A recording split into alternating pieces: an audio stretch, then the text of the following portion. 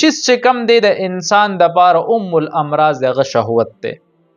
شهوت دې ته ویل کېږي چې کله انسان په پردي عزت باندې د ډاکې اچولو غلط کوشش کوي، د یو پردی زنانه عزت خاورې کوي، د یو محلېدار زنانه عزت خاورې کوي او په شهواني نظر ورسره ګوري، شهوت تی نه پوره کوي، خپل غلط ضرورت تی نه پوره کوي، نو دې ته هغه شهوت ویلې کېږي.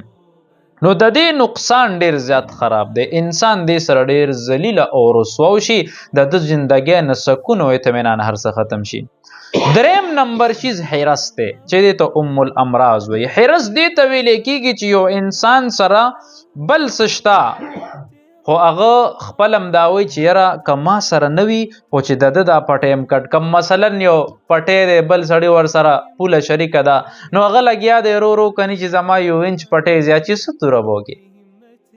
نو چې بل سړي سره سدي د هغې په خپل زړه کې د هغې حرص ساتل، لالچ ساتل چې یاره ما سره نشته خدای د ده نه هم واخلي، نو دا هم د انسان دپاره الامراض دی. مرض دی، یو غټه بیماري ده او په دې کې الله انسان هلاکوي.